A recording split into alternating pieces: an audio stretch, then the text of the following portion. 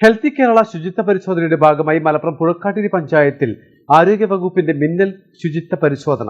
പടപ്പറമ്പ്, കടുങ്ങാപ്പുരം ഭാഗങ്ങളിൽ കച്ചവട സ്ഥാപനങ്ങൾ, ഭക്ഷ്യവസ്തു നിർമ്മാണ വിതരണ സ്ഥാപനങ്ങൾ, ചിക്കൻ സ്റ്റാളുകൾ, വഴിയോര കച്ചവടങ്ങൾ എന്നീ കേന്ദ്രങ്ങൾ കേന്ദ്രീകരിച്ചായിരുന്നു ആരോഗ്യവകുപ്പിന്റെ നടപടികൾ.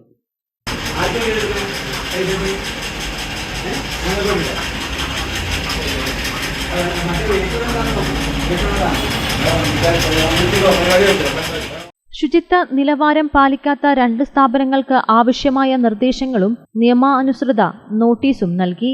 ഖരദ്രാവക മാലിന്യ സംസ്കരണ സംവിധാനങ്ങൾ ഒരുക്കാത്തവർക്ക് താക്കീതും നൽകി. ദേശീയ പുകയില നിയന്ത്രണ നിയമാനുസൃതമായ വാണിംഗ് ബോർഡുകൾ ഇല്ലാത്ത 2 സ്ഥാപനങ്ങൾക്ക് പിഴ ചുമത്തി. Medical officer doctor C Ibrahim ഷിബിലിന്റെ നിർദ്ദേശമനുസരിച്ചായിരുന്നു പരിശോധനകൾ. കുടുംബാരോഗ്യ കേന്ദ്രം ഹെൽത്ത് ഇൻസ്പെക്ടർ പി സുനിൽകുമാർ, JHCമാരായ T Abdul Jaleel, Rasheed P, CN Ramya എന്നിവർ നേതൃത്വം നൽകി. വരും ദിവസങ്ങളിൽ തുടർ പരിശോധനകൾ നടത്താനാണ് ആരോഗ്യവകുപ്പിന്റെ തീരുമാനം.